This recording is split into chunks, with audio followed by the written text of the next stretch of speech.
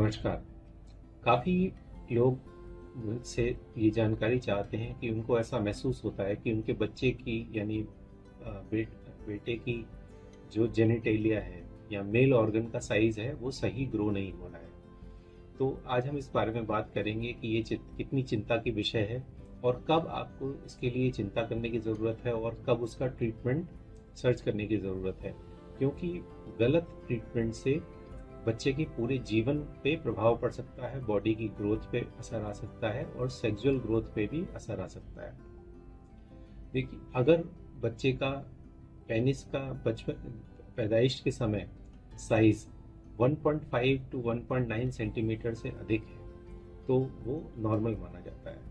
लेकिन अगर किसी केस में पेनिस की ग्रोथ एडेक्वेट नहीं लग रही है तो उसका एक सबसे कॉमन कारण है चाइल्डहुड ओबेसिटी, यानी बच्चों में मोटापा होना। मोटापे की वजह से पेनिस की लेंथ बॉडी एब्डोमेन के फैट के नीचे दब जाती है, जिसकी वजह से लेंथ कम महसूस होती है। बट अगर आपको लगता है कि आपके बच्चे के पेनिस का ग्रोथ ठीक नहीं है तो आपको एक ट्रेंड एंड्रोलॉजिस्ट या यूरोलॉजिस्ट से संपर्क करना चाहिए। वो जांच करके आपको बताएंगे कि क्या एक्चुअली ग्रोथ में कमी है या नहीं है। इसके बाद बात आती है कि क्या कोई टेस्ट करने चाहिए हमें और वो कब करने चाहिए। मोस्टली टेस्ट जो भी हैं अपने यूरोलॉजिस्ट या एंड्रोलॉजिस्ट की सलाह से ही करने चाहिए।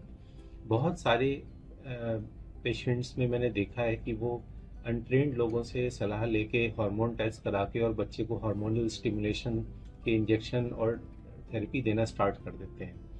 समय से पहले और गलत इंडिकेशन से अगर ये चीज़ें करी जाती हैं तो बच्चे की ओवरऑल ग्रोथ पे बहुत बुरा प्रभाव पड़ सकता है।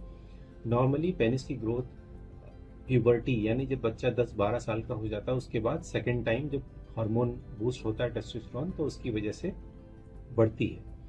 तो उस समय ही सही समय है टेस्टोस्टेरोन लेवल को चेक करने का। अगर वो कम है और ग्रोथ इनएडिक्वेट है तो सही मेडिकल सलाह के बाद ही कुछ सप्लीमेंट देने की ज़रूरत हो सकती है। इसके अलावा जिन बच्चों में टेस्टोस्टेरोन का अगर जो लेवल है वो सही नहीं ग्रो हो रहा है जो प्यूबर्टी के बाद में, तो उसकी वजह से जो दूसरे इफेक्ट हैं, एक तो जेनिटेलिया या पेनिस और टेस्टिस का साइज एडिक्वेट ग्रो नहीं होता है, तथा मेल कैरेक्टर्स यानी जैसे वॉइस का डीप होना और इसके अलावा बॉडी में हेयर पैटर्न, आर्मपिट में हेयर, बियर्ड के हेयर और जो प्यूबिक एरिया के हेयर है उनकी ग्रोथ में कमी देखी जाती है।